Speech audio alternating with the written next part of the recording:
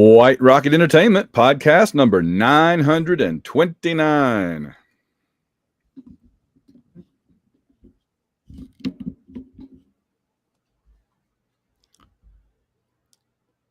Auburn football stands at an existential crossroads after a dismal offensive performance in College Station. We'll look for answers tonight. The AU Wishbone is next. There's a little eyeball. Yeah, I got it right this week. From the 93-degree part of Southern Illinois and Eastern Virginia, it's the AU Wishbone Podcast. John, how are you tonight? Well, Van, how are you?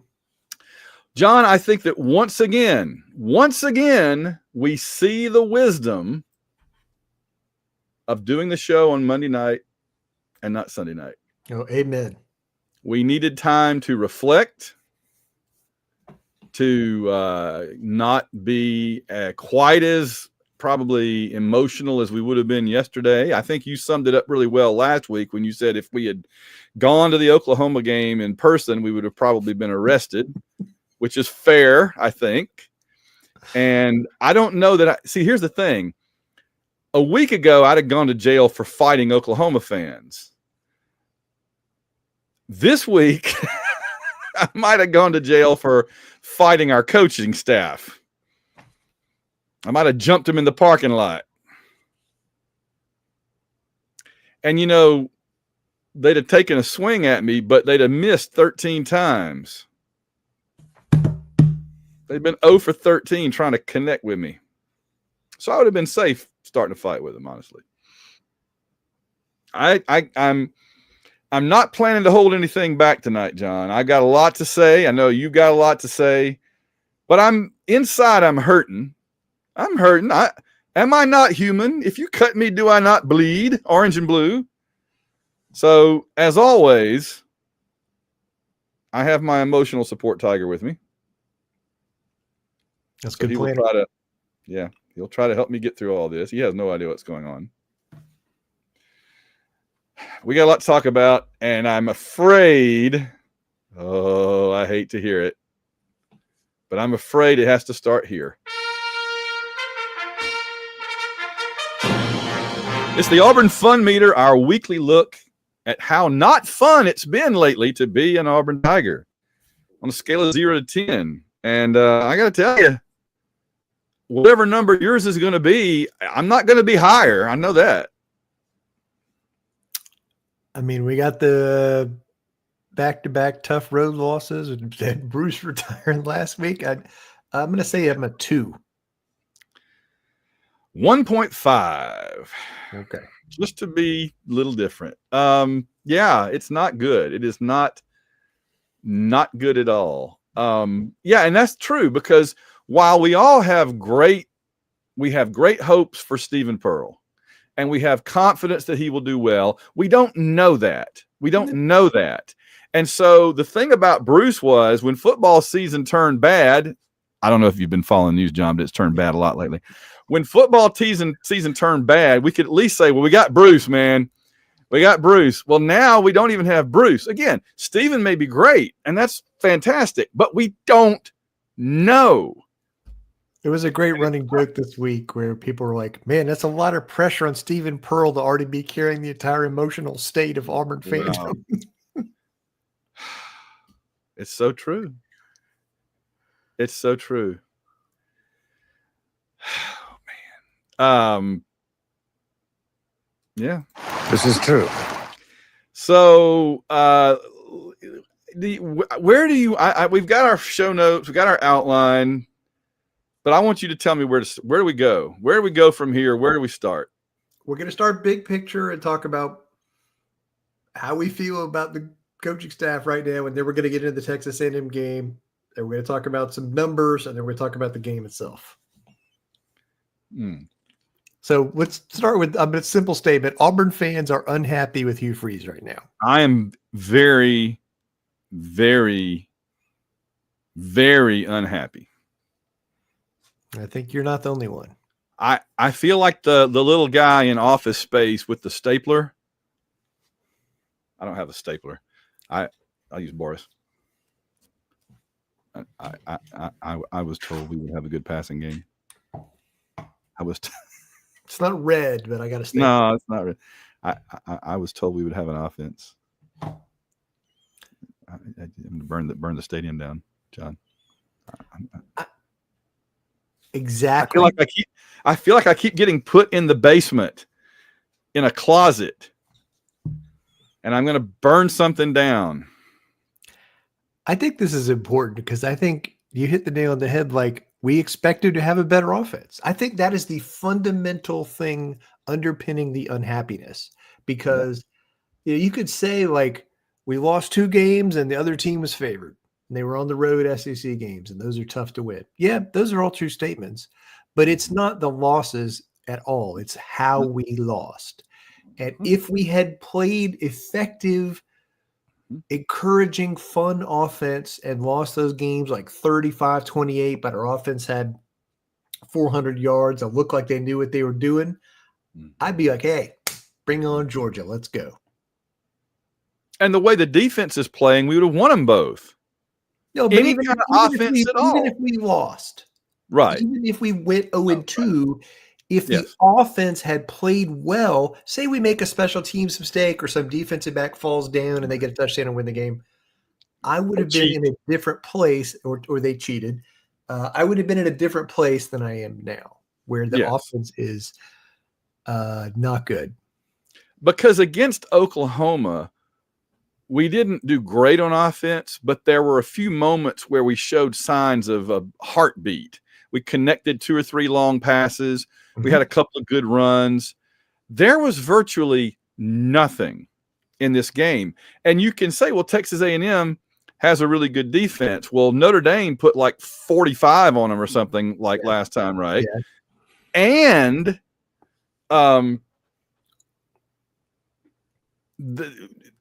we had just, if we can move the ball on Oklahoma, we should be able to move the ball on Texas A&M. Oh, and plus, I know what I was going to say. The other thing is, it wasn't just that we didn't do well on offense. It was that we didn't do things that made sense on offense. You know what I mean? It's like, it's one thing if it's your turn to bat in a baseball game or softball game, okay? It's one thing if you go up there and swing as hard as you can and you foul the ball off or you strike out. It's another if it's your turn to bat in the softball game and you take a tennis racket and hit yourself over the head with it 3 times and then stumble into the swimming pool. And that's what it felt like our offense did. You often see in football games, teams have a great first drive because they have these scripted plays that are supposed to be their best plays they feel good about. And you see other teams in other games all the time have really good opening drives because they feel good about those and they know they can execute those plays. Opening drive at Baylor, 0. Opening drive at Oklahoma, 0. Opening drive at A&M, 0. Yeah. But we had that one really good touchdown drive against Texas A&M. That was awesome. And the offense looked great on that drive. It was, I don't want to go into depth, but since I mentioned it, when our DB was running that ball back, or safety or whoever it was, I don't even remember, linebacker. Xavier Atkins, linebacker. When he was running it back, I'm like, please, Lord, get there. Please get there. And when he got tackled on the 2, I'm like, oh, field goal. That's literally what I said. And then we ran a play, and it was a good play. Why didn't we run that play some more? That was a good play. They rolled Arnold out to the right, and they had a couple of guys block. And I did see a film study thing, though, like this morning or yesterday, that showed that on that play where we scored the touchdown, it still was all screwed up. Yeah. The only reason Jackson Arnold scored was he's just quick and he was able to duck under the defender and get in. The blocking was terrible. It wasn't what it was supposed to be. I mean, if that had been anybody, anybody a little less nimble on their feet than Jackson Arnold, he would have gotten stopped at the goal. He would have gotten stood up for no gain or lost a yard. So even that play didn't really work. We just fortunately were able to convert it to a touchdown. So that 2-yard massive touchdown drive that got us all excited for a minute. But remind me of 2001, where remember we played North Carolina in like the Peach Bowl or whatever they call it back in the Chick-fil-A Bowl in 2001, and they had Julius Peppers, and Cadillac was out with his annual season-ending injury, and we hadn't really discovered Ronnie Brown yet for whatever reason 2 years in, and so we had very little offense in that game, and Julius Peppers was terrorizing Jason Campbell. And we actually like blocked a punt or did something to make it 16-10 North Carolina. And somebody around me in the stadium is like, 16-10, this is perfect. We score a touchdown, we win. I'm like, we're not going to score a touchdown. It's going to be 16-10, and it ended 16-10. Like, you be kidding me. So that's how I felt with A&M. I just felt like I'm not being given any reason for hope. You know what I mean? I'm not when it was 16-10 again, that's a score that begs 17-16, right? When you see a game that's 16-10, your brain goes up 17-16. This is going to be a cool ending. There was nothing that gave us reason for hope for that. That was the problem. I mean, it was 13-10 and we had the ball, and yeah. You just you never had the sense that anything good was in the, I'm trying to get this chord figured out. There we go. That anything good was in the offing. Right. Which is it's just so soul crushing and depressing. It is. And I think that's why people are, because it was that way. So let's jump into the game, and we're going to go straight into some statistics. And I titled this section, "The Brutal Truth in Numbers, the Stats Do Not Lie." So we'll just take turns going through these. Do you want to do microphone cut? Do you want to do the first part, or we rearranging? We were talking about the games. I was going to the game, but I'm happy to talk about Freeze some more if you want to. Well, yeah, just a couple of things. I made a note. It feels like we're back where we were from 2015 to 2020. We have a supposed offensive guru head coach who's not getting it done, which is what we were saying from 2015 through 2020 more often than not. And so, what did we do to Gus? We demanded that he go out and hire a guru, young, up-and-coming offensive coordinator. That's how we ended up with Willingham or whatever, the Arizona State guy. It's we started out with the current SMU coach, of course, in Rhett. And then we went and got Chip Lindsey, right? We even went and got the Arkansas guy. We did the whole four-corner dance with offensive coordinators. That's the second half of the 2010s. And are we now looking at a situation where they're going to go to Freeze and say, we love your recruiting, we love you being the head coach, but you've got to go out and hire another Philip Montgomery, but this time one that actually can do well? Is that what we're looking at? I don't know. Would he accept that? I mean, I think I think he would, just because of last year, right? I mean, he had, or whenever it was, he came in and said, I don't know if I'm as good anymore. I'm going to bring in a guy that knows, that knows the latest stuff. And he brought in Montgomery. And I hate to tell you, the offense was better then than it is now. We have better players now, and the offense is not as good now as it was when we had those better players, when we didn't have those better players. I said last year that the 2024 team, I said last year the 2023 Hugh Freeze Auburn would beat 2024 Hugh Freeze Auburn. 2023 Auburn would beat 2025 Auburn right now. The defense is tough, but I don't think they'd score. I don't think this year's team could score on the 2023 team. So Hugh Freeze's record is 14-16 overall, 5-13 in the SEC, 1-10 versus ranked teams, 0-6 versus ranked teams on the road. We've scored you put this in, points scored in those 16 losses? 0.2 per game. 15.2 per game. Okay. Auburn fired Gus. This statistic right here is damning. Auburn fired Gus after a season in which he won 6 SEC games. Hugh Freeze has yet to win 6 SEC games total in 2.5 years at Auburn. That is mind-blowing. Now, to be fair, in that year we fired Gus, he played 8, 10 Yeah, SEC teams. it was Yeah. 2020, Yeah. We played nothing but SEC 10 teams. maybe. All right, go ahead. You had a couple of things here I mean, too. I think Freeze. We just talked about this with Woody bringing an offense coordinator. I think he owns the offense. Its performance is on him. So Yeah. he could have been a CEO coach and replaced Montgomery with another offensive coordinator and give that person some guidance. And he could have focused on recruiting and the big picture stuff and all that. But he wanted to run the offense, and that part is not working. Like it's Yeah. not the QB development. The offense, like our offense is tough to watch. I don't feel like we get guys in position to run with the ball in space and make things happen. You watch other offenses, and the teams with less talent are doing it every day. They're so smooth. They do what they're trying to do. They connect. They get guys open. They make smooth passes. It looks like a different sport. You know, I used to say that Hugh Freeze was Gus Malzahn with a passing tree, but I'm starting to think that Hugh Freeze is Gus Malzahn without a running game. That worries me a lot. It has been. But I had a little thing to close this out here. And you had another, I just wanted to say, all that being said, the one thing I do not need, I do not want to hear, I don't want to have to deal with is there are people that will root against their own team because they're mad at the coach. And they figure the more losses we get, the quicker they'll change something.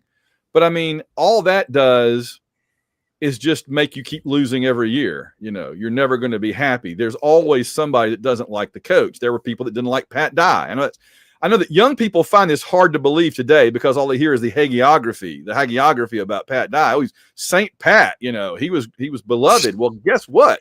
There were a lot of people that never liked Pat Dye. They thought he didn't represent the university well. He was too country boy crude, and he didn't win and he couldn't win the big one was the thing that was said about him a lot. Well, right? and then he wouldn't modernize the offense in the passing game. Oh, right. Yeah, until like 86, 87. Yeah. And so there were plenty of people that felt that way. And I'm just saying, if they all got their way every year, we'd be Tennessee the last 10 years. You know, we would never have any stability.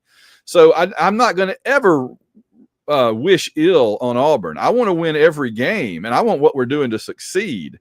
I just want them to win everything they can. And then hopefully at the end of the year, we can look and say, do we need to change offensive coordinators? Do we need to have him hand the offense over and we're back in the old Gus Malzahn handing it over to somebody's business? Or does he need to go? I mean, that's maybe on the table at that point, honestly, depending on how the season plays out.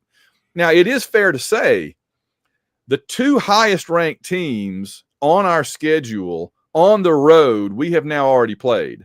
Yes. Because Ole Miss, we don't play, and they're like number 4 in the country, believe it or not. But Oklahoma and Texas A&M are both now in the top 10, well in the top 10. And we played them both back to back on the road. So, and again, lost by 1 score each. So it's not that we went on the road against 2 top 10 teams and lost by 1 score. It's what we did. This is what's driving us. It's how we looked doing it. It's because we felt like we should have won both games. We could be the one in the top 10, not one of them. We could have knocked both of them out of the top 10. You hit on something there. It's the other part is it's the opportunity that was lost because the defense played well enough. Yes. We played well enough in those 2 games to win, except for notable special teams issues, particularly against Oklahoma. And then the offense, particularly against Texas A&M, not looking like they knew which end of the rifle to point and which end to stick to your eyeball. All right. So let's get into A&M a little bit. It was 16-10. The defense absolutely threw not a no-hitter, but they threw a really nice game out there at Texas A&M. They took away the run. They did a lot of damage to the pass. They even ran an interception back to the 2-yard line. They gave us more offense. Did we get more yardage on that interception return than the offense had in the second half or some insane, crazy statistic? Yeah. Because I think we were in negative in the fourth quarter. I think the offense was negative in the fourth quarter. In the fourth quarter, we had the ball 3 times. Yeah. Within 1 score, and we got net negative 1 yard. Yeah, that is absolutely inexcusable. And how many times did we even try to run the ball in that whole stretch? Like once, probably. Not counting like him running for his life. I mean, like hand the ball to Damari or Jeremiah. Yeah, 8 running back carries in the whole game. In the whole game. Four of those were on 3rd and long. So they were basically the surrender draw play.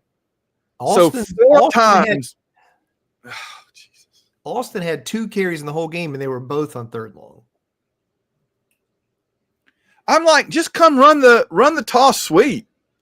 I swear, John, if we had come out in the 3rd quarter and lined up in the I formation with Damari at fullback and Cobb at tailback and just run the toss sweep and the trap and the inside and all that, that would have been, if we'd have gotten more yards than we did doing what we did.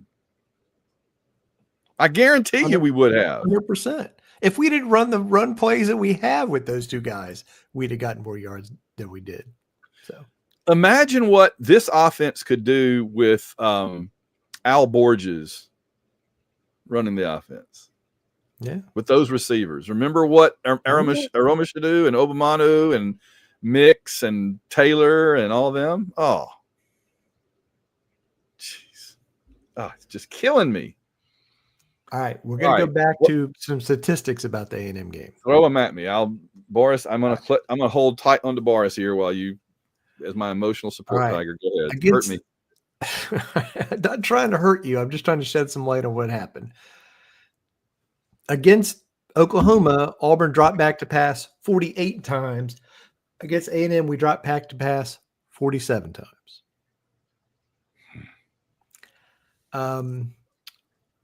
This is probably my favorite one. Jackson Arnold attempted 33 passes on 47 dropbacks for an average of 3.8 yards per attempted pass. That's more than I expected. Auburn running backs ran the ball 8 times and averaged 4.8 yards per carry. And as you said, like 4 of those were just like the surrender, we're getting ready to punt play. That's it. 4.8 yards a carry. Why weren't we running the ball 30 times? It's a choice. They did. Mm-hmm. They weren't getting much on us running the ball, but you know what they kept doing? Running the ball. And it matters. Guess what? They won the game. Mm-hmm. Auburn went over 13 on 3rd down, as you're well aware. The first time was 0 3rd down conversions since the 2006 game against Georgia. That's bizarre. That was such a bizarre game. Georgia was like, they were like hopped up on goofballs for that game. I don't know. Because 2006 Auburn was a good team. Yeah. Oh yeah. They like beat Nebraska in the Cotton Bowl or something, and they couldn't get a first down against Georgia. I know it's like it's only been 19 years, but I'm still like, I still have things to say about that game. We didn't have a show then. It's a good thing. It is. Here's another good one. We had more punts than rushing attempts by running backs, 9 to 8. That is absolutely incredible. Say it again. We had more punts than rushing attempts by our running backs. Holy cow. What? Pat Dye is rolling over in his grave at that one. Agree. All right, here's another one. We are the worst team in the SEC in opponent punting average. Is that because their punters always have a great day against us? No, it's because we don't catch the freaking punt and we let it roll 20 extra yards every time. We're also last in the SEC in punt returns. So when we occasionally do catch the ball, we are doing nothing with them. With the talent we have, that is absolutely unfathomable and unforgivable. Agreed. And astonishing. I'm running out of words, but they're all accurate. With the talent we have, how is that even possible that we're 16th? We are underachieving with the talent we have in some of these areas. In every area, except maybe defensive line. Yeah. We are 14th in the SEC in penalties per game committed. So that to me, like, we're a sloppy and undisciplined football team. And here's another one that you'll love. We're averaging 100 yards passing per game less than last year's team. I said, well, go ahead and finish that thought. The only team worse than us at throwing the ball is Kentucky. Oh, gosh. Okay, that hurt.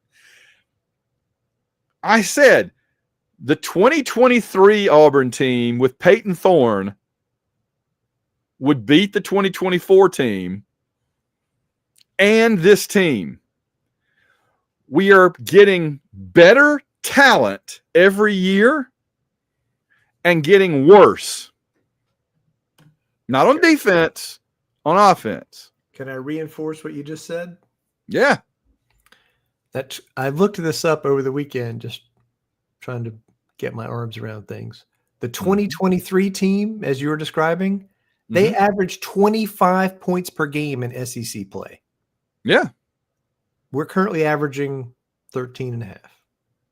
Now, again, to be fair, the two SEC teams we played have been the best defensive teams. Agree. Arguably. Agree. But 100%. But I not, don't think we're going to end the year at 25. No, it's not. I'm going to keep saying this as many times as I have to. It's not necessarily the outcome that has me outraged. It's the process. It's what we're doing to be in that situation. Just because we're playing teams with great defense doesn't mean we can't score some points and move the ball, but not when you're doing the things we're doing. No, when you're A, committing penalties, B, allowing sacks, and C, choosing not to run the ball. That is a choice that we are making, a conscious decision. Throw the ball instead of run the ball. We're bad at pass blocking, and we're okay at run blocking, and we have good running backs, but we choose not to do that. We knew last year about the run situation because we only ran the ball in one game, Kentucky, with any real dedication. And I still can't believe they must have there's a theory about that. I think they unplugged Freeze's headset like they used to do to Bobby Bowden. The theory is that's the Freeze. That's the game where Hugh Freeze got food poisoning on Friday or whatever, Thursday night. He was sick, got to the hotel late and stuff, and they did a bunch of the setup stuff without him. I believe it. Has to be some explanation. That makes as much sense as any. Again, and I believe this. We had that game last year. We had the Baylor game this year. We're never running the ball like that again this season. I don't no chance. All right, let's get into more of the everybody's favorite segment, apportionment of blame. So we're gonna talk some more about play calling here, because the offensive play calling and design is number one on the apportionment of blame list this week. Again, we talked about the 8 hands off to running backs. There were 0 running back carries in the fourth quarter. Again, we got the ball twice. Once we got the ball down 3. Okay, it was 13-10, and we got the ball, and we threw 3 passes. Punt. Tell me this. Oh my gosh. Tell me this. When we saw everything that happened in the first half, and even in the third quarter, didn't you just, in your heart of hearts, didn't you believe surely they're going to try something different now? Surely they won't just have him stand there and look around, right? Surely they have enough sense, enough common sense to realize you can't just have him drop back, stand there, and survey the field for 6 or 7 seconds. You can't. I mean, I kept thinking, surely, right? They're gonna do something different, and they never did. They kept hitting the head with the hammer, and they figured, you know what? It kind of hurts when I hit myself with a hammer. I better keep doing that. I just kept thinking, surely somebody will grab him and say, do something different. And then at the end of the game, exact same scenario, 3rd and 1, 4th and 1. Oh my gosh. 2 called passes. 3rd and 1, 4th and 1, and we drop back and do the dang. Oh my God. If you run the ball straight ahead. You got Damari Alston and Jeremiah Cobb and an offensive line that we have been told is competent, though you wouldn't know it. We're getting to them. But if you get a first down, the clock stops. While they reset the chains, you don't have to throw the ball in both downs. You can run the ball in that situation and then get up and run the next play. But instead, we threw 2 passes and the game ended. Yeah, we knew the pass protection was an issue after Oklahoma, and then we made the decision to go into this game and pass the ball 47 times. That was a decision. And we tried to call some faster developing plays, right? Some quick outs to the outside, but a couple of times, yeah. Again, the offense only gets credit for 3 points in this game. As you pointed out, the defense scored the other 7 points, basically. So we've gone on in this game, the offense scores 3 points. Brendan Frazier led Auburn in targets on Saturday. Yeah. You've got $8 billion worth of wide receivers out there. Now, let me be fair. If Jackson Arnold needed to check down to an outlet, be it the running back or the tight end, I'm all for that because that's positive yards. We weren't doing that enough. But at some point, you got to throw the ball at those receivers. It feels so weird. It's like last year we were screaming, why is our quarterback throwing the ball to the defense?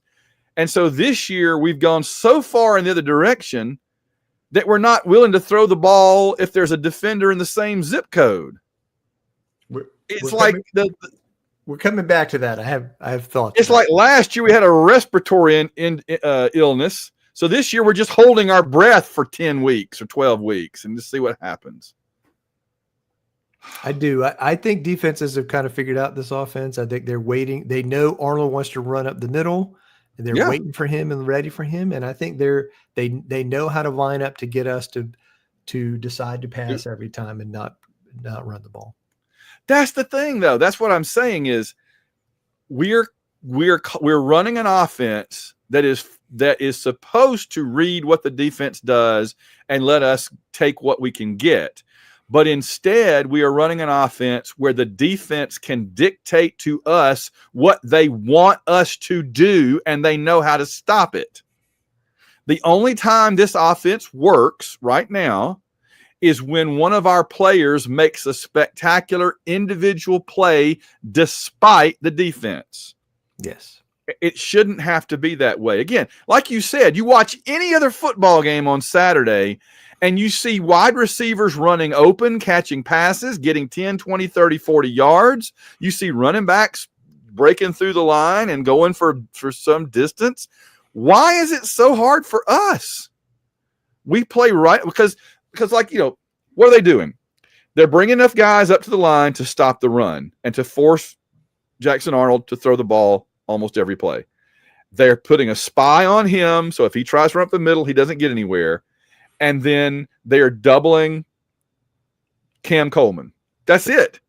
As long as he won't throw it to Singleton and he won't throw it, he can't throw it to Wake Forest guy. But he's not throwing it to Singleton. He's not throwing it to the receiver who replaced him. Perry Thompson replaced him. There's one. And Malcolm, right? Yeah. He's only trying to either throw it deep to Cam or dump it off. Eric Singleton has just become a sweepback. He never catches passes anymore in the pattern. He caught one down the deep sideline on Saturday. That was the only deep pass we committed. And I agree. That part is frustrating. I'm begging for like mesh. Okay. Yeah. Just give me mesh. Give me Singleton and Malcolm Simmons running mesh, 15 times against Georgia, and I'll be delighted. John, we're going to look back on this season and people, not even non-Auburn people are going to look back on this season. I'll go ahead and say it now. I'll tell you right now. We're going to look back on this season and say, can you believe that year that Auburn had Cam Coleman, Perry Thompson, Eric Singleton, Wake Forest guy, on, and Malcolm Simmons, Kane, and they got like 6 points a game. Horatio It's gonna, it's gonna be like when we look back on the Barfield years and go, we had William Andrews, James Brooks, Joe Cribbs, Lionel James, and we, and Barfield couldn't get out of his own way. That's, I'm afraid, what it's going to be like. And by the time anything is significantly changed, they're going to be gone. I will bet you right here on the air, and I hate to, I don't want to, and I don't like this, but I will bet you $5 American that Cam Coleman plays for a different team in 2026. And that makes me so mad. That makes me, but why would he come back? Why would he? I'd take if I were him and Auburn said, we'll give you $5 million to stay, I'd be like, no, I'm going to go to wherever for a $1 million. Why would you stay in this? This is not what we were promised and not what he was promised. No, agree. And when those top receivers go somewhere else and we're back to 2022, 2023 level receivers, how is this offense going to work then? It's truth. So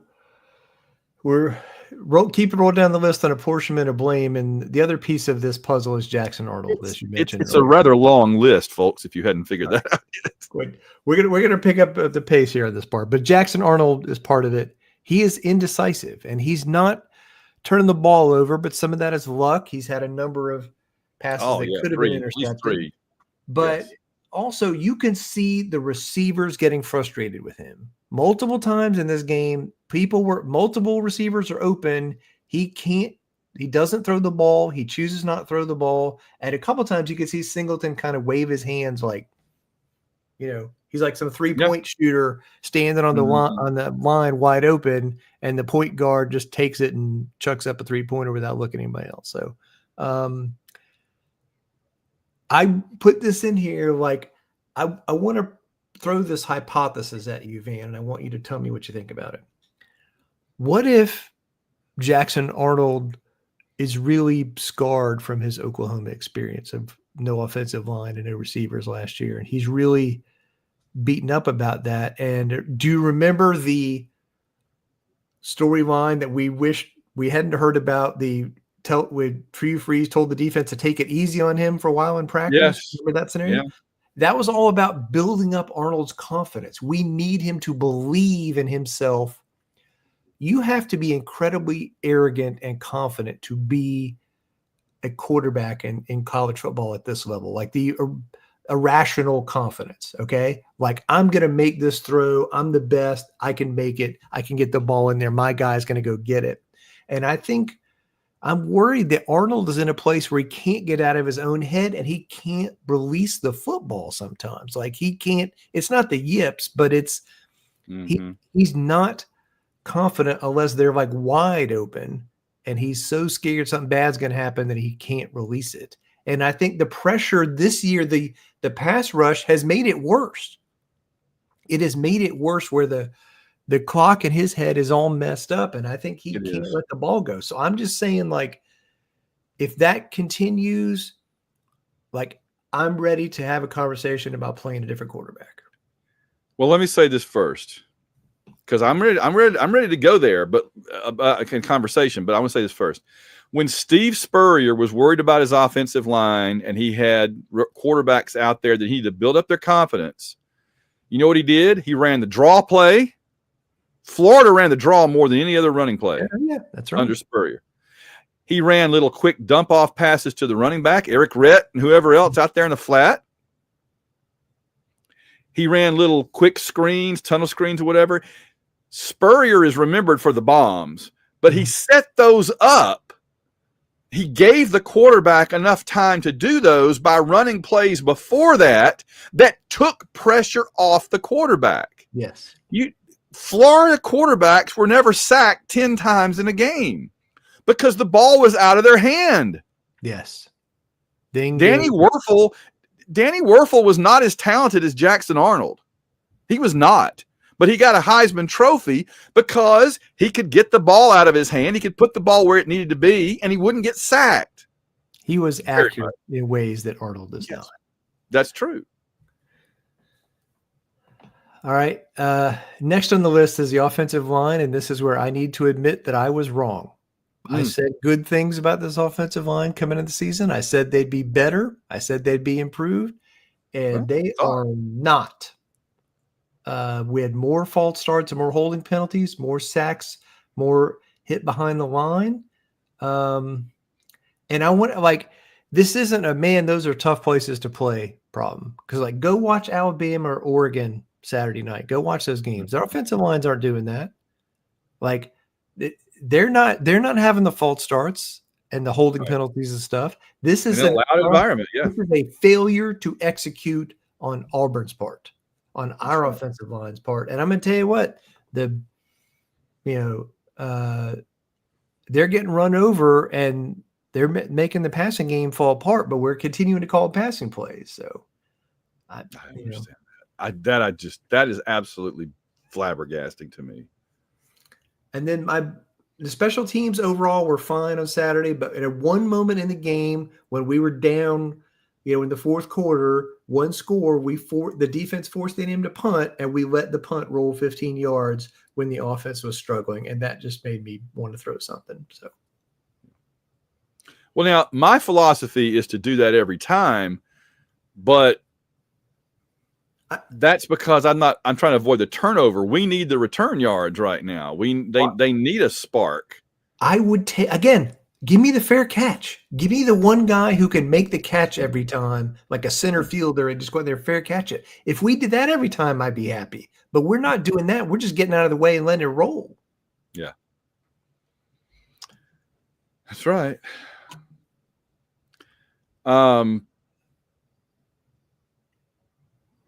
Cobb's 6 carries for 28 yards is pretty remarkable to me. I feel like that means we should have been giving him the ball more often, but I've already said that. Yep. But yeah, no, you're right that Arnold, they want Arnold to run. It's all part of the plan. He runs up the middle, gets nothing. They're ready for it. They're ready for Arnold to do that. Mm-hmm. That delayed run up the middle. We're not going to get anything on that anymore. And then on the defensive side, it is a little bit of a miracle that we were in this game. I mean, it could have been 30-3 at halftime. Yeah. But our defense did hold a team that's been they 40 plus points every game until this one. Yes. I'll tell you this, and this is one of those things that doesn't give me hope and doesn't make me happy. It makes me even more frustrated. And that is, both the Oklahoma fans and the Texas A&M fans talked a whole lot of talk before the Auburn games that they had. They both talked a whole lot of, we're going to whip your butt, right? And in both games, in the fourth quarter, it was in doubt, and Auburn could have won the game with one drive. And those fans that had talked all that garbage at us were chewing their fingernails off, scared to death that it was going to come back and bite them in the butt. And in both cases, they got off the hook and got to laugh at us, and that pisses me off so bad. Agree. And by the way, I'll just point this out. All I did was earlier this week, I posted on Facebook, I posted a column that a Texas sports writer wrote about Oklahoma cheating and how they should voluntarily vacate the win. That's all I did, is just, and I've been getting hate mail. Oh my Lord, the most filthy, vile, disgusting, profanity-laced tirades from Oklahoma fans. I'm just going to let you know, Oklahoma fans, I had a distant respect for you from a distance from all you'd accomplished over the years as a program. But getting to know your fan base now in real time, I've lost all respect, and you're down there at the bottom with Alabama, and you're going to have to win back my respect, and I don't know in this lifetime if there's enough time to do that. They're awful. They're terrible. Agree. All right. No, I think we pretty much covered it with Texas A&M. Xavier Atkins made that interception, but he was really good again in this game. I think we saw a lot of the young players playing in the secondary and making plays on the defensive line, and that was encouraging to me. So I do feel really good about the way the defense is playing. How can you not? And I feel like if we can play this well on defense against Oklahoma and Texas A&M, and if we can get through Georgia without their I don't want the defense to do a 2012 and just give up. The defense played really well in 2012, the first half of the season, and they finally I think they just gave up. They're like, well, we're never going to score an offense, so why should we even bother? Why should we go out there and kill ourselves if the offense isn't going to do anything? And that's how you get 63-21 to Texas A&M that year. That's right. I don't blame them. I get it. So it's just human. So my question is, if we can get past Georgia, and I'm going to be at that, we're both going to be at that game. And let me just tell you, I'm having second thoughts about wanting to drive 18 hours. It's going to be a game. This is the stupid part. All right. Well, if we can get past Georgia, the schedule does get considerably less god awful. And if we can take this off week to rethink some things, I don't know if they will, though. Because think about this. I always think about when we played Georgia in either, I guess it was 99 or 2000. No, it was 99. 97 or 99. I guess 99. One of those years we played at Athens. We played Georgia in Athens in 97 or 99. I talked with Cole Kublik on here about that a couple of years ago. He was the center in that game, so it must have been 99. We came out, I think we had a week off, or we played Louisiana Monroe or something, and they had put in the option with like freshman running back DeMontre Carter, and they just ran the freaking option up and down the field, and Georgia had no clue how to stop it, and we ran all over Georgia. This was the Ben Leard throwing the ball to no, actually, if it was 97, it would have been Damian Craig, but 99 was Ronnie Daniels, wasn't it? Yeah. The 99 Georgia game was Ronnie Daniels. It must have been 97. Yeah, 97, Damian Craig and DeMontre Carter just ran the ball all over Georgia and terrorized them. They had no clue what was going on. And if I wish we could just do something like that, like find something on offense that Georgia's not expecting and come out and do it. If we came out in the freaking wishbone, right? Or come out in the I formation or the West Coast, I know you can't, the old saying is, once the football season starts, the plane's at 30,000 feet, and you can't really work on the plane at 30,000 feet. But you can trim the rudder a little bit and hoist the mainsail and whatever. I don't think that's on an airplane, but you know what I mean, right? Yes. You can do something. Yes. That's what I want. Something that they don't see coming. So I like it. All right. Well, that's football. Thank God we got through it. Oh my goodness. All right. There's one other thing I got to ask you. We danced all around it, but we never got to it. So I got to ask you this. If Hugh Freeze was stock, are you buying or selling right now? I'm selling. Is he going to be our head coach next year? Yes. That's not what people want to hear, but I'm telling you, yes. Okay. If you were the president and I was the AD or vice versa, would Hugh Freeze be the head coach next year? We're not firing him this week. No. But your comment about the schedule getting easier, we got to say this.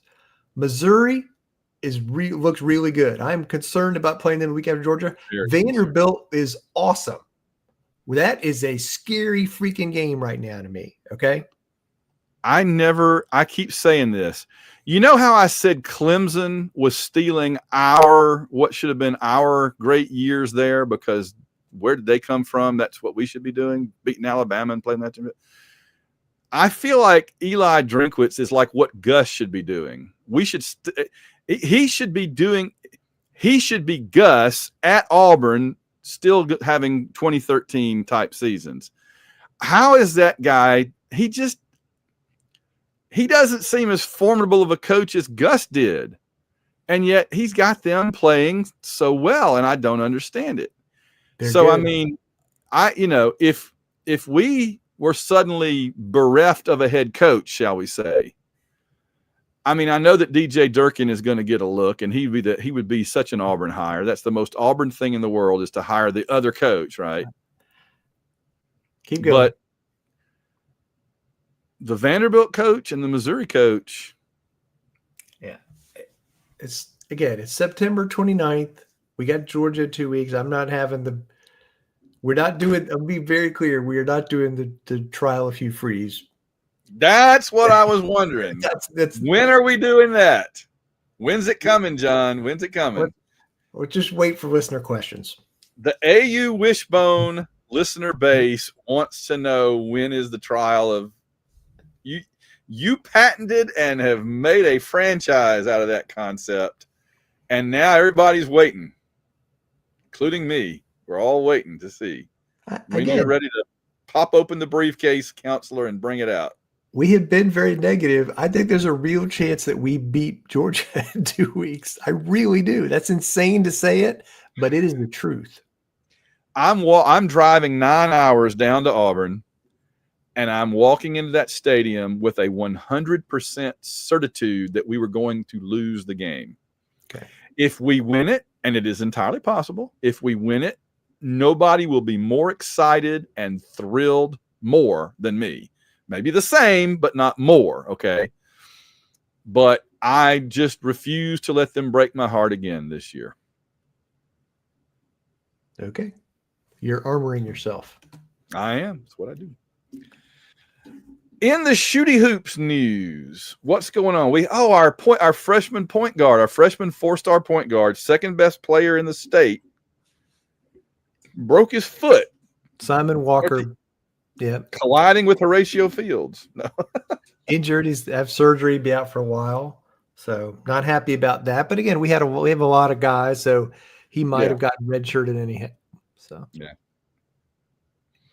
So Stephen Pearl had his introductory press conference and did real well. I thought Stephen did us proud. I thought he was very, very good. He said all the right things. He both tipped his hat to his dad, and said, I can't be him. I'm not going to try to be him. I have to be myself, but I'd be crazy not to take advantage of him. I mean, that's all the most common sense thing, right? He didn't go out on a limb and do anything crazy. He said exactly what you'd want him to say, and I thought that was just perfect, just fine. So I feel really good about it. I really do. No, I think it was really, really impressive, and I think the infrastructure is in place for him to be successful.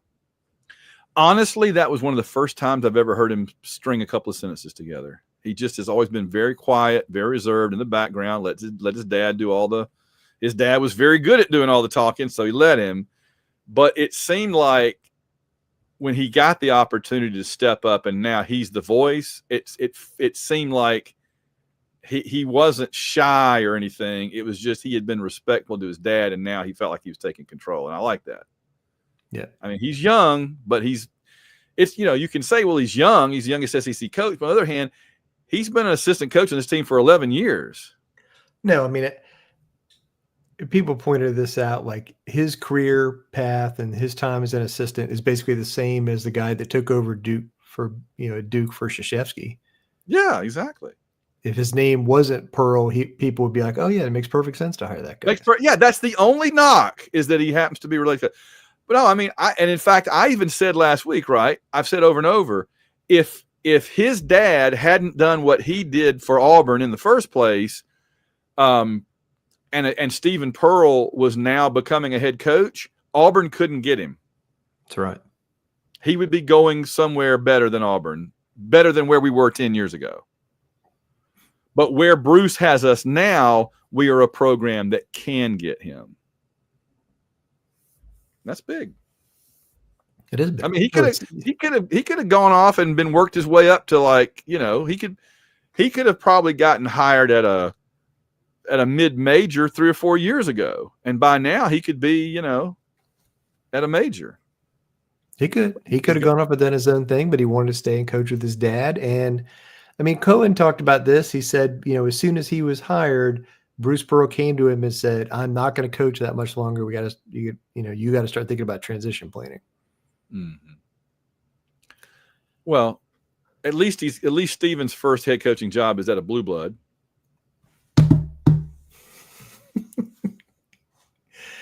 Two-time Final Four team. 2 Final Fours in 7 years. That's a blue blood right there. That's right. 5 SEC titles.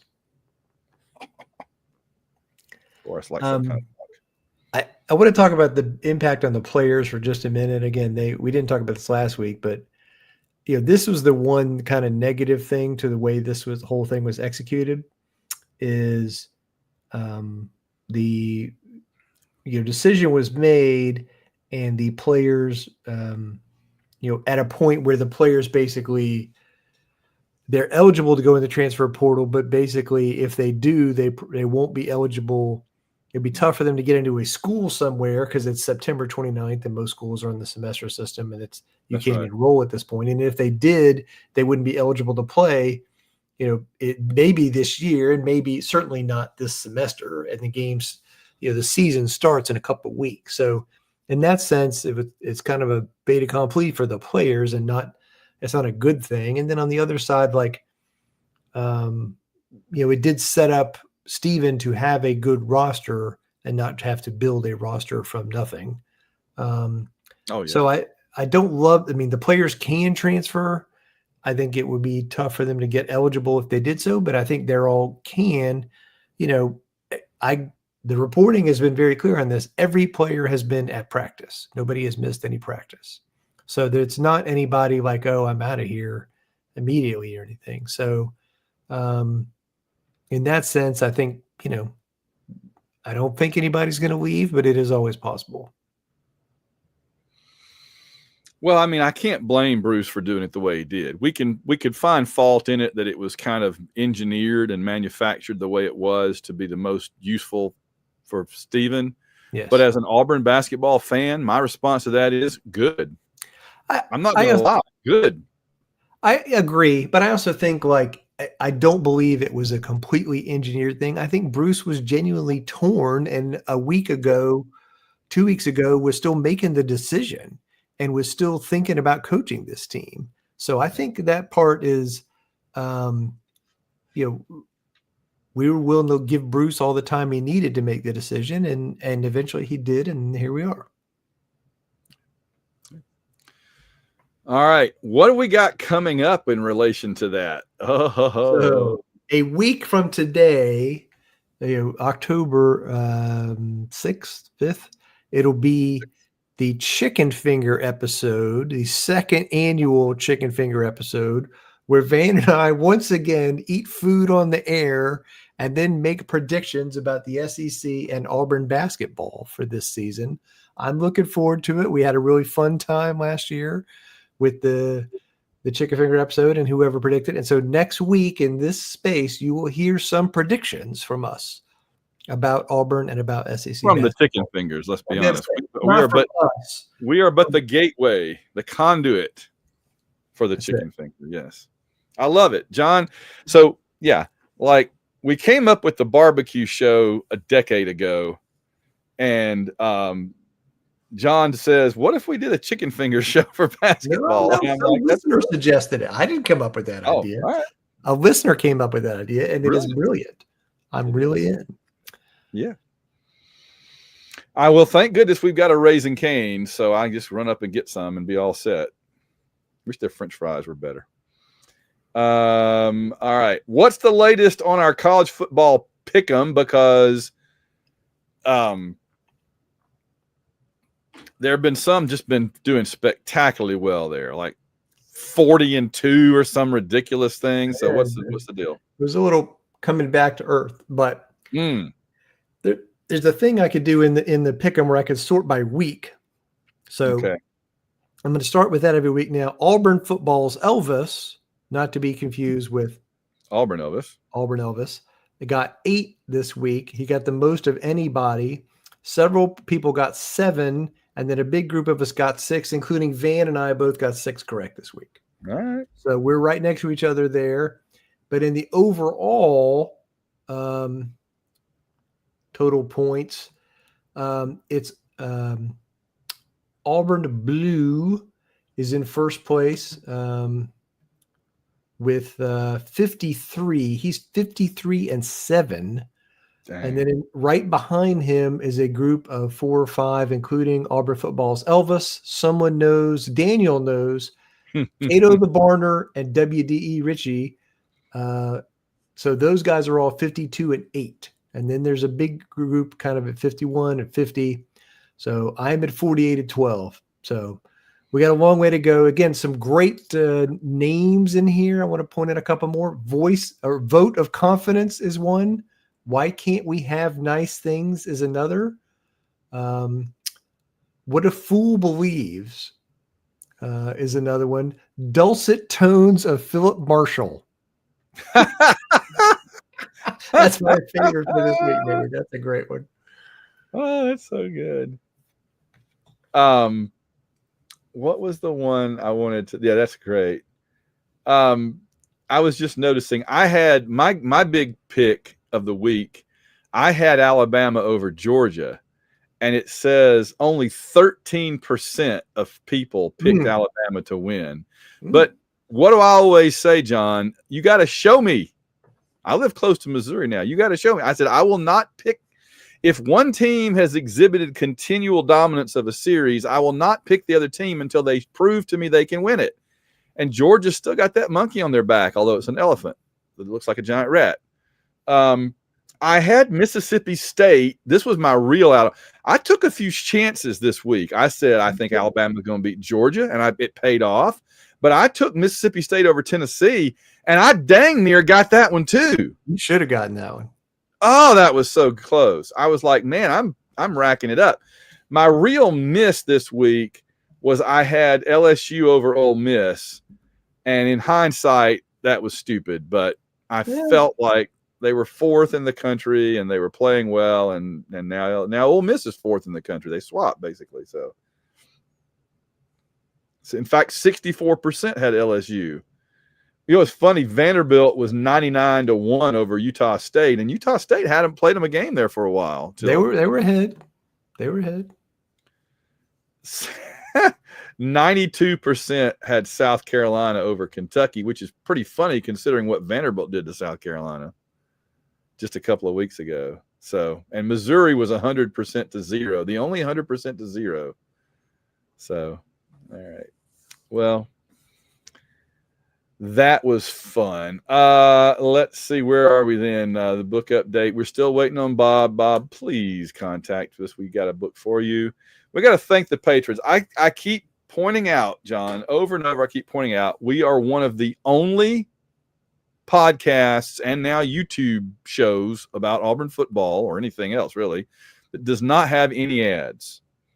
So if you have a YouTube, if you're watching us on YouTube and you don't have a YouTube like the $15 a month thing, you're still not getting interrupted with ads as far as I know, because we don't get anything from it. So there better not be. But if you listen to our podcast on any podcast app, the audio, you won't hear any ads there either. Right? We don't offer that as a premium for our members. Our members support the show so that we can offer that to everybody. And I think that's an important difference. It's an important distinction. We're one of the few shows that does that. If like all of our patrons disappeared tomorrow, we'd probably have to go get ads or something.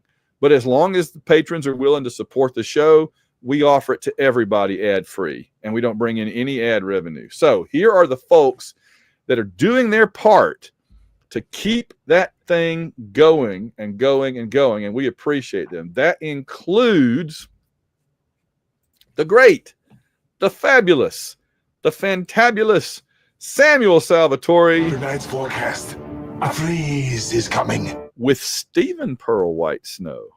Oh. Logan Chilton, who reminds us, what do we sacrifice to be an Auburn fan? So what do I sacrifice? Everything. Oh, everything. That's the truth. And especially lately. And Ben Spooner, of course, says that to not do that would be Blasphemy. That's right.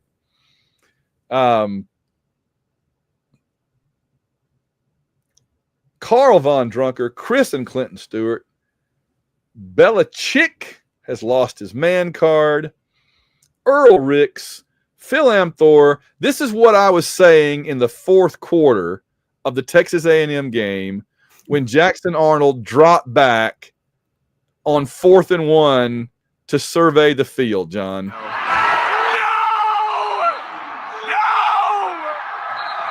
I'm devastated! I'm devastated and they're celebrating right in front of me! This is the worst! This is the worst! No! Boris has died. Whoop, he's back. Richard Stevens, Steve Trawick, Ann Pridgeon, Shane Bailey, Susan Trawick, Willie Carden, Matt Flowers, Wynn from Norman, Oklahoma, who is singing this tune Saturday night at Bison Witches. My head hurts, my feet stink, and I don't love cheese. Was that kind of morning? Really was that kind of night? Okay. I'm not really familiar with that one, but I believe that was the late great Jimmy Buffett. All right. I guess I'm just a pirate 400 years too late or 200 years too late. A pirate looks at 40, but he's 200 years. I don't know, something. Gary Grant, a.k.a. AU fan at KSC and Auburn Intramural Rec League football champion, winter quarter 1987.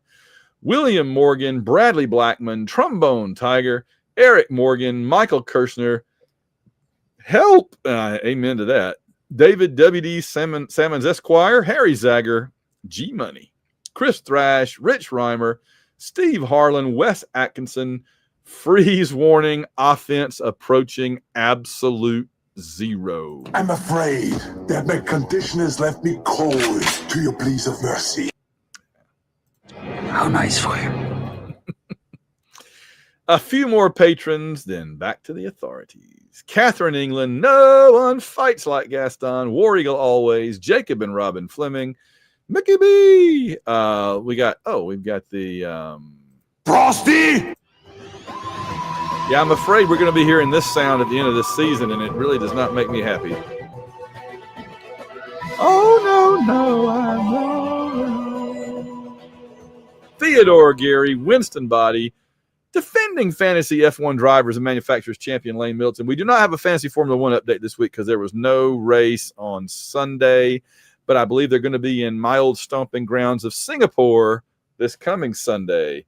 And they started the race there right after I left. I wish they would have still been doing it when I was there. That would have been so cool. But I miss out on everything. They started an IndyCar race in Birmingham after I moved away from Alabama.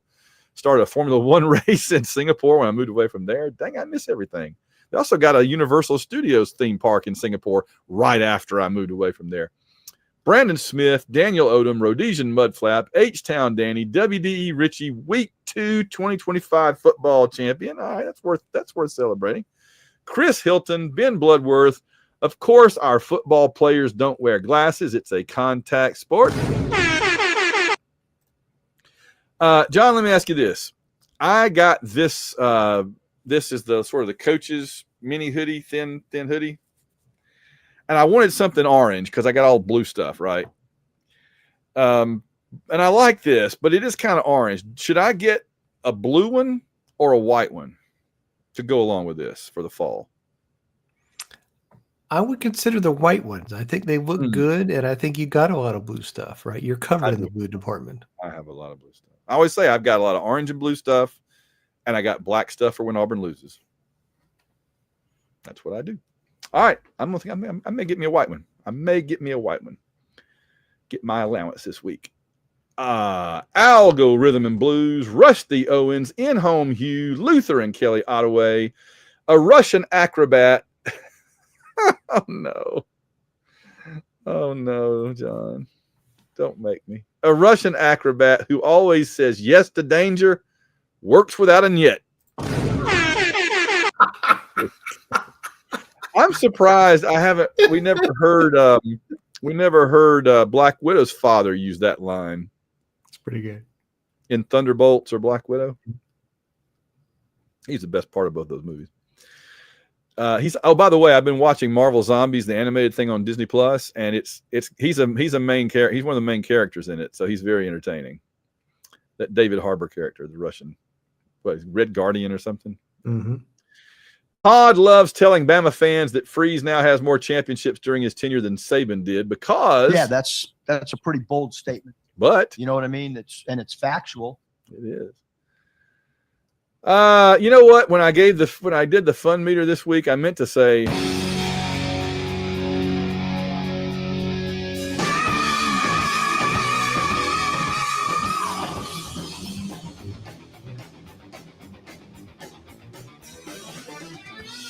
what if that'll get us a copyright strike in Ukraine or something? Apologies to our Belarusian fans. That's it, the Belarusian fans. Woody the Jag, the official 2024 Bowl Mania champion. Chad McDowell, Auburn football's Elvis. Wade Ward, Reynolds Wolf, Jeff Hunter, Timothy, Russell Milling, Randall Walker, David Simpson, Josh Teal, Tony Perry, Rob Morgan, Patrick Williams says the AU Wishbone. Well, it simply is. Whether you like it or not, learn to love it because it's the best thing going today. Woo! And you know, when the fourth quarter on Saturday, I was just going, Oh, it's the worst one. This is a big one. You hear that, Elizabeth?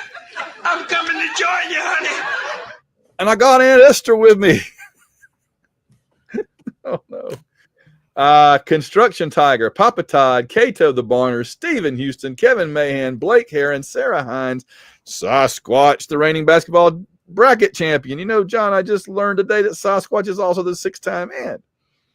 Tim Pittman, Boris the Tiger's right here with us tonight in studio, trying to deal with his mixed feelings about Auburn's win over Texas A&M, as far as he knows.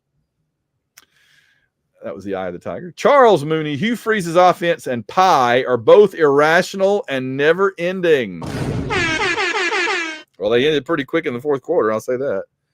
David D, Auburn Blue, Dr. Crackham, Bill Weathers, Melissa Blackstone, Philip Martin, Wardam SEC champions. Walt would like to remind Hugh Freeze that it is, in fact, legal to run the football. Well, that is Then so be it. I wish it is factual, and so be it. Right. I mean, Please clap. Yeah. I mean, I think you can run the football in the second half. I mean, I don't have facts to back this up. But I think it's legal. I think it is. Antoine Morris, ABB, Wiggiber, the 2005 Auburn University Intramural Horseshoes champion. Tyler Ward, the 2025 War Ready bracket champion. We got a lot of people's resumes out here. It's cool. Mark Squire, Joey Miller, Alex Wynn, Kenneth Brent Raines, the barbecue. You have failed me for the last time. AKA Auburn Dead for Life. John Stubbs, Clay Henson, and finally Justin Bean, James Taylor, Ruth, and Darren Sutherland, Stephen Thompson, Ben Amos, Spanky. Is it possible to have a negative fun meter score? You can't be serious, man. You cannot be serious. Chris Como, Darren Pyle, David Smiley, Trevor Johnson, Royce Alvarez, college equestrian expert Auburn Elvis, AU Falling Up, John Otsuki, Paul Bankson, Russell Souther, MVP captivating Kathy Bray. Your love of the halfling's leaf has clearly slowed your mind. Smoke weed every day. Just to be clear on that, Ben Regas, Bobby Polite, Elizabeth Donald, I'll buy this for $1, Rich Hammett, Chris Braun, Alex Browns, insert name here, bottom text. The Slinko family, Daniel Witten, Tim Sauls, Jim McCrory. After Trump jailed him, Elon Musk escaped from Alligator Alcatraz, but was eaten. See you later, Elongator.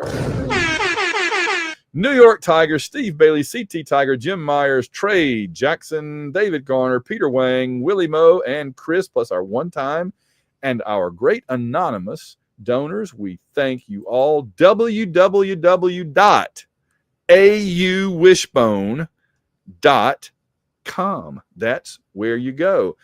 And now, zipping right along, we have to go straight to, oh my Lord in heaven. Thank you. Order. Questions to the Prime Minister. It's time for listener questions. Dun, dun, dun, on the AU Wishbone podcast. Come after me. I'm a man. I'm 40. All right, here we go. The do it. listeners have thoughts, man. As you did, that said at the beginning of the show, you had thoughts, they have thoughts. Here we go. Email number 1 is from Jared, friend of the podcast. It's his haiku after Texas A&M. Here it comes. Puts on flight goggles, kisses the rising sun flag. Pathetic offense, dumbest final drive ever. Pathetic offense. Climbs into zero, taxis down runway. Respect. Well done. All right. Next email is from Jacob Fleming, who says, gentlemen, today's horrible offensive performance reminded me of the 1994 Auburn LSU interception game. Yeah. I never felt Auburn could sustain a drive on offense, and the defense would have to carry the team to a win. It will take me a while for me to get over today's loss. The coaching staff completely wasted an epic defensive effort. Looking at the big picture, atrocious offensive line play has undermined the last 3 Auburn regimes. How hard can it be to field a serviceable unit? Why is Auburn struggling so much with this? The combination of this and indecisive quarterbacking is making this hard to watch. Mississippi State was the worst program in the past 3 years, and they appear light years ahead of us on offense. Oh, this is terrifying to me. This is terrifying to me, the strides Mississippi State has made in a year. I am terrified. And Jacob's on to say what you said earlier. I fear a mass exodus of our playmakers if something drastic does not change. Thank you for all you do, and have a great week. No, I'm very concerned. Yes. And the part he talked about building the offensive line matters too. I think that part is a big deal. We have more depth, but we're not pulling anybody, who's not performing either. So, right. All right. Next email is from Darren Pyle. And the subject line is logo on the field. He says, I understand how the Yellowwood logo on Pat Dye Field is bringing in money for the program, but the bright yellow really doesn't go with our color scheme and doesn't look good to us. If we could have any company logo out there with better color scheme, which company logo would y'all pick? And he says, I would pick JBL with their orange and white logo. Thanks, to War Eagle Darren Pyle. Yeah, that's a good question. I mean,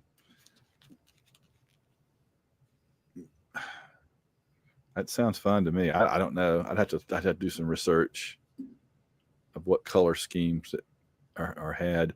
I mean, I would love if Tim Cook brought in Apple money and actually had the Apple logo on the field. That would like be a black apple, or if we had an orange apple or something. Oh, well, I would like a white one.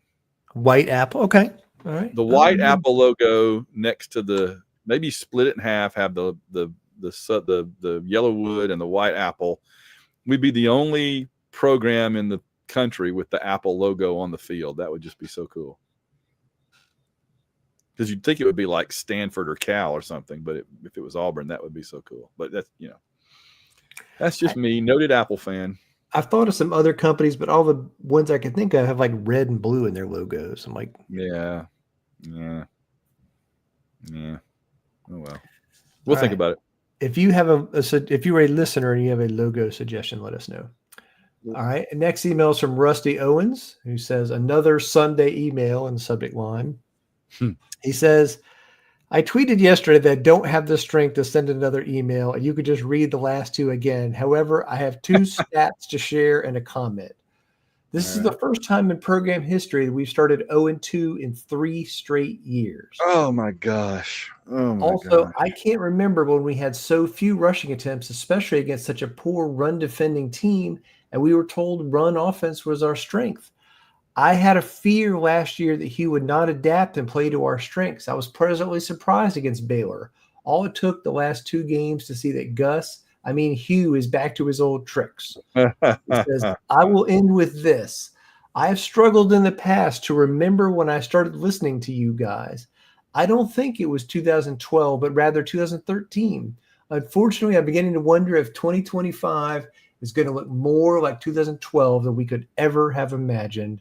Hopping in the Wayback Machine, Rusty Owens. Well, I will just point out that Gene Chizik only got 4 years, and he won the freaking national championship one of those years. Worth thinking about. Fair. All right. Next email is a listener question from Ann, and she says, "Is it time for a trial?" Oh, there it goes.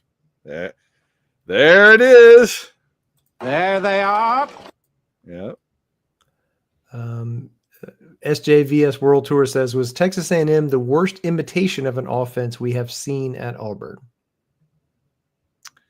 No, but it was up there. All right. No, I mean, I remember I saw that on Twitter too, and I was like, the 2012 offense wasn't as talented as this in some ways, but at least they did make the effort to run the ball. They weren't maddening; they just weren't successful. This team is maddening. Yes. Not Madden, maddening. Big difference. Yes.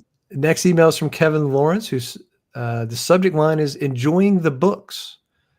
He says, "I bought 3 of your books in the most recent Kickstarter campaign and look forward to the future offerings. With that in mind, if you were to write about the past 5 years of AU football, what would be your working title?" The past 5 years? Oh. Yeah. Dang, these are really good questions tonight, and I'm not prepared for them to be this good. It would not be all they did was lose, but that's not entirely inappropriate. Potato famine and frozen aftermath. I don't know. Yeah. I like your thinking there. I do. Be careful what you wish for. Time to just brainstorming. My brain is stuck in. I got like a stick in the gears. I can't think of anything right now, but I like that. Yeah, the potato famine is a great title. It really is, but it doesn't fully cover the whole thing. Yeah. All right. Here's another one. Now we have 2 big video screens. How about those 9 national championships, John? There you go. We got that to keep us warm. Remember, you used to say we had the hate to keep us warm. We got the 9 national championships to keep us warm, and I mean that sincerely. Is the funny thing. The funniest thing about it is that I'm serious. So it makes me happy. It's keeping me warm. It's true. All right, this is an email from Cato, who says, "Stats are the enemy" is his subject line. He says, "Sup, fellas, this is my 3rd email attempt. I had to delete the first 2 due to profanity. Y'all know my stance. Even before he was hired, I've been screaming into the void about how bad a coach Hugh Freeze is, and as of today, I've yet to see a single thing to change my opinion. Here are some fun stats for you fellas. Number 1, Jackson Arnold is in sole place last in the nation in sacks taken so far. Number 2, we are 3 for 27 in 3rd down conversions the last 2 games, which takes us to 110th out of 136 teams on 3rd down conversions. When he was fired, Potato had a 4-9 record in the SEC. Hugh Freeze currently has a 5-13 record in the SEC.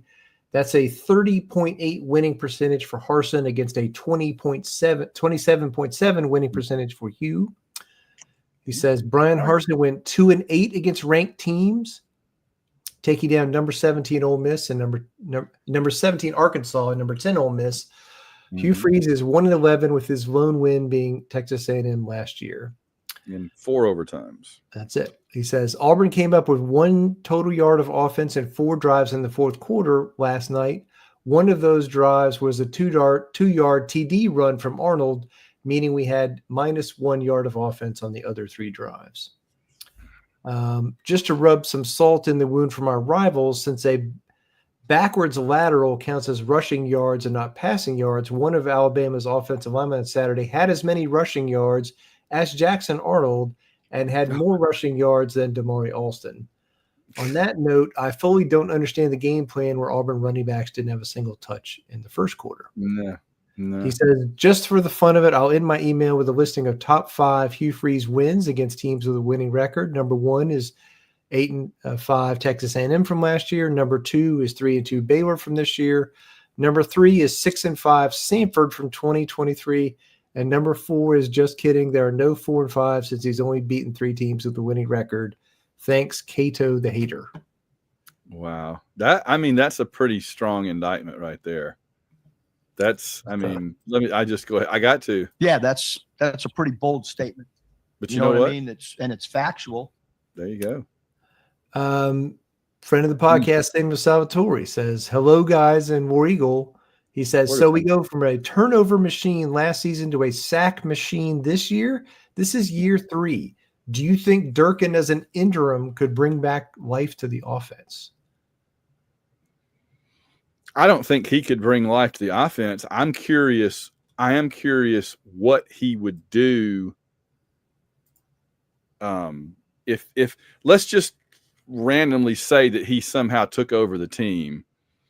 I mean, I'm imagining that Nix would be totally in charge of the offense, right? Theoretically, I guess. Or would he go too, and where else would you go after him?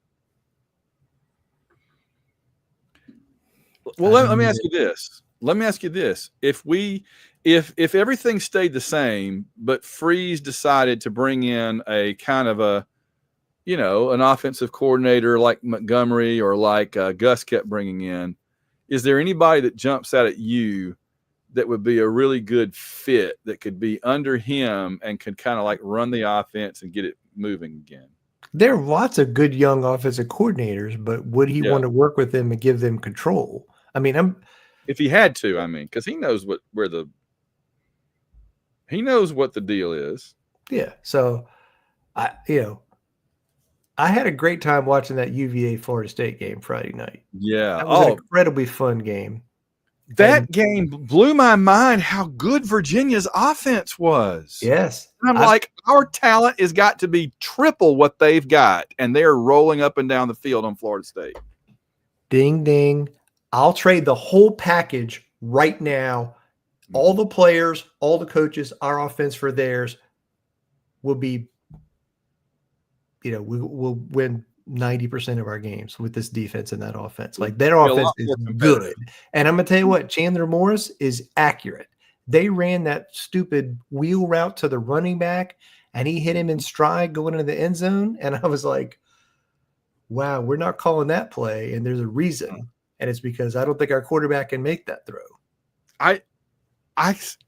There were so many games this past weekend where I watched quarterbacks and running backs and receivers do things and thought, why can we not do that? With all the money that they're spending, with all the coaches, with all the great players, how can we not simply do this thing? Good question. All right. And related to that, we have another email. This one's from Paula Perkins, and it's very short. It says, run the dang ball. That's it. War Eagle, Paula. Then so be it. All right. Next one's from John Atsuki, who says, we're back in the fire and Auburn coach discourse, and it's not even October this time. One common refrain I've heard from Auburn folks is that if we fire Hugh Freeze, we'll be back at square one with personnel, almost like we would be back where we were in 2022. Obviously, firing a coach will cause some attrition, but I really don't think it will be all that bad. This is 2025. If we could pay Gus $27 million not to coach Auburn football in 2020, we can certainly pay Cam Coleman to stay.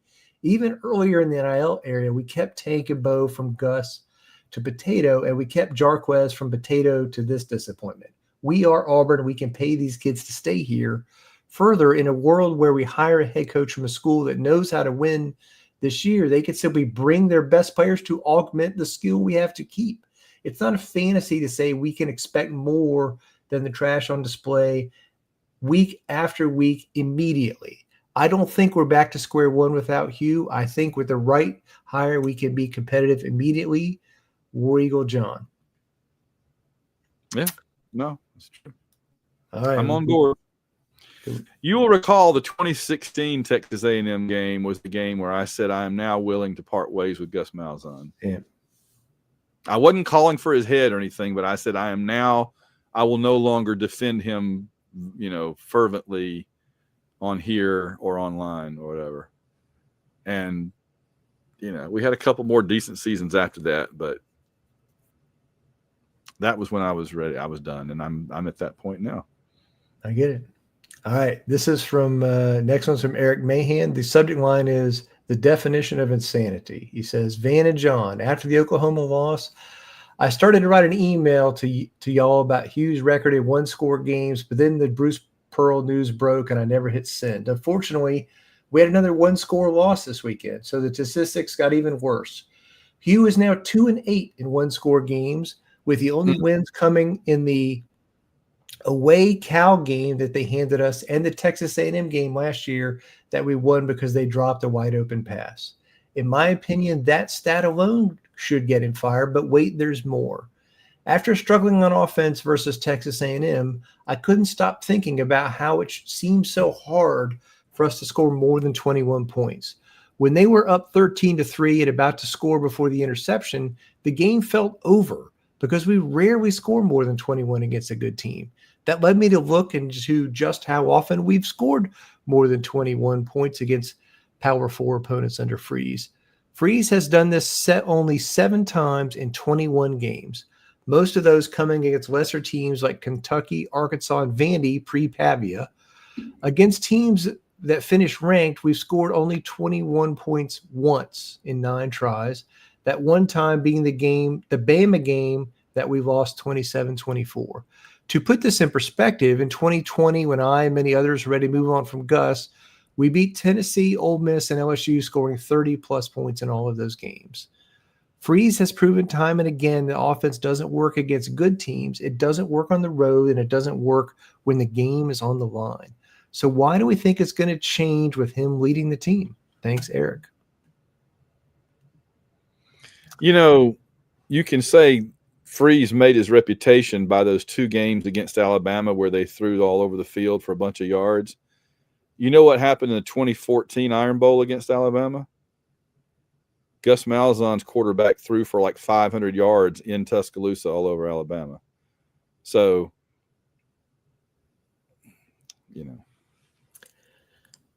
All right, a couple more. This one's from Wynn Carroll, who says, gentlemen, as the players enter bye week with what surely be a must-win game against Georgia on the horizon, if you were in Hugh Freeze's golf cleats and wanted to spend one of these days utilizing the sights and sounds of our state-of-the-art Yellowwood team meeting room to inspire the boys with the magic of cinema, what movie are you best selecting to prepare your troops to embrace a spirit that is not afraid next Saturday? Win from Norman. Is there a game where just a bunch of bulldogs get run over by a movie truck? He wants us to pick a movie to I'm show. saying, is there a movie? I'm sorry. Is there a movie where a bunch of bulldogs just like get run over by an army tank or something, or a pickup or a truck? Maybe we could pick like the modern 101 Dalmatians live action version. I think she does kill some dogs in that movie. I think. Oh gosh, yeah. I don't know. I mean, what's an inspirational movie? What's like a movie that's like, yeah. Where Eagles Dare, where they throw dynamite at every problem. I love that. Just the great lesson of Clint Eastwood and Richard Burton in that movie is if you see a Nazi, throw a stick of dynamite at him. It'll solve the problem. And I mean, when we see Georgia on Saturday, we need to throw some dynamite at them. I'm all for it. Throw some dynamite at them. I like that. Man, what's a good inspirational movie? I mean, I want, you can always go like Rocky 4. Yeah. Rocky 3. I think those are sure. I think that works. Yeah. I'm going to think about this one. I'm going to come up with some other ones. This is a great question. Yeah, great questions tonight. My brain is kind of stuck in neutral, so John's doing much better at the brainstorming tonight than I am. That's fine. I could give you the questions ahead of time if you. No, it's fine. I've taken Benadryl 3 nights in a row, and my brain is like soup, so it's okay. Right. I'm just trying to get through the show. I think we got a couple more here. Lane Middleton says, when the inevitable coaching search starts later this year, here are some names I do not want to hear. Kiffin, Petrino, Bryles, Urban, or any other controversy. Any other coach has a controversy involving women. No Jimbo, no Gruden, no Dabo, no one over 45. No offensive geniuses of 2011. I want young, cutting edge, and hungry, sharpening their axes, not resting on their laurels. If their trophy case is empty, it better be because they haven't had a chance yet.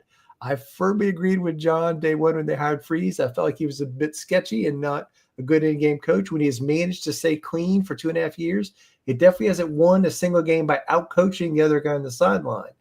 He suckered me a couple times with his recruiting classes, but I go into every season waiting for the shoe to drop. Well, that shoe has fallen off a cliff the last 2 weeks.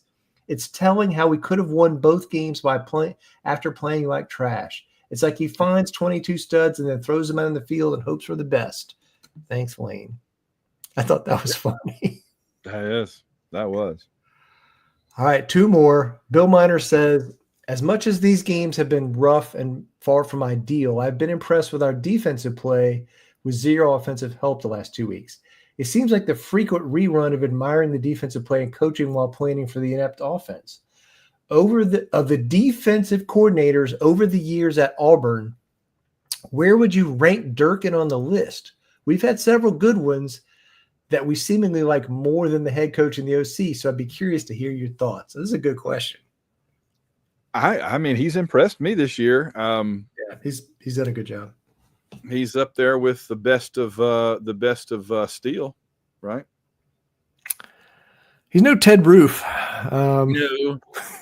No, we haven't given up 35 points in the first half and then had to play lockdown defense in the second half. But how about Muschamp or Chiswick, Wayne Hall?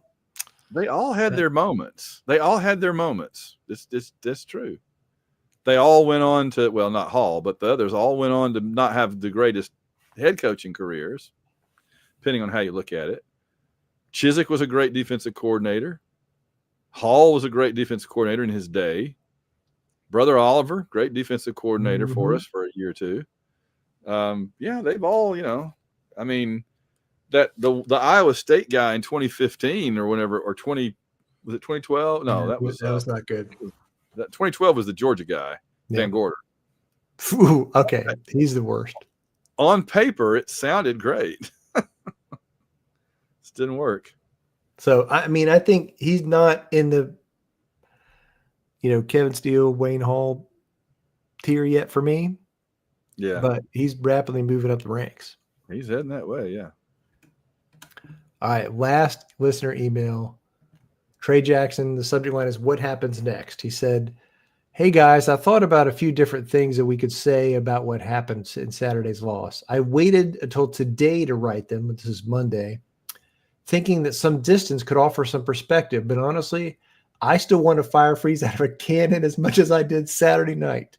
In the interest of fairness, Freeze has had detractors at Auburn since he arrived, so some of the criticism has always been in bad faith, so to speak. I didn't love the hire myself. Exactly. I agree with that 100%. Yes. He says, I didn't love the hire myself, but I was hoping he proved me wrong with his conduct, the leadership off the field, and the results on it. The off the field stuff has been okay, I guess, but the results, especially on offense, are so bad, I don't think it matters anymore. I'm sure you've talked about his stubbornness with putting his system ahead of the players ad nauseum. We could argue about what should happen, what people should think all they want, but I know what has happened. He's lost the fan base and probably the monetary support as well. He's not getting it back. So I think what happens next is more about that than reality than anything else. He is who he is, and anyone following his career has seen that before. He's not changing. The fans aren't going to give him another chance, and the losses will keep coming. Like I said to Van online, I'm just tired of the bad offense at a low ceiling, and I don't want to keep doing this every year. For now, we can look forward to basketball and chicken fingers. War Eagle, Trey Jackson. That's it, Trey. Yeah. I mean, we were afraid this was going to happen, and I think we really have got Tennessee-itis. I kept hoping we could break out of it before we got too far down Volunteer Boulevard, but I think we've gone down that road now. I don't know if we're in our Derek Dooley phase right now or our champions of life phase, but we're somewhere in there, and we need the current Tennessee coach to come along for us, our version of that guy. Mm-hmm. Yeah. Soon. Agree. Soon. Quick take a look around the SEC, and we'll get out of here before the 2-hour mark, I promise. So Sam Pittman is available for all your birthday party needs. Listen, his phone is ringing, and it's SEC teams that need offensive line help. I guarantee you Kirby Smart has already called him. Guarantee it. Yeah. We ought to call him. Oh, we need to do something. Isn't that crazy? The two teams that we just lost to are now 5 and 6 in the AP. I mean, if we're as horrible as everybody says, these teams sure did get a big boost from beating us. I mean, I'm not trying to defend us or anything. It's just funny that Auburn's terrible, and yet if you beat us, you go up in the top 5 or something. That doesn't make any sense to me, but that's just how it works. Alabama is at 10. Georgia drops out of the top 10. Honestly, did not have Alabama and Georgia spending substantial parts of this season outside the top 10 on my bingo card, but we're looking at it now. If Georgia loses a week from Saturday, they will really be outside the top 10. Just saying. Let's see. I already talked about that. Florida people are saying that they have money set aside now to hire Lane Kiffin. Do you believe it? He would go to Florida, wouldn't he? I think he would take Florida. I think Florida may look around and offer some other people first. You don't think they want him? I think they may set their sights higher than that. Ooh, who are they going to look at? I mean, they're going to look around and say, who's the best coach we could possibly get? Yeah, because we're Florida. Mm-hmm. We have a proud tradition of football going all the way back to 1990. All right, rank the SEC teams in tiers. We want to try to do this? It's up to you. We could do it, or we could bypass it either way. We just had a long Mr. Question session. Yeah, let's bypass it this week. All right. I don't want to think about it. All right, what's coming up? Well, what we just saw, Notre Dame crushed Arkansas. That was my response was I couldn't believe it took Petrino this long to get the knife into the back of Pittman, and he fired the defensive coordinator today. He fired Travis Williams, yes, and that was T-Will. Mm-hmm. Wow. Okay, big things happening in the smokehouse. Petrino consolidating. And 55.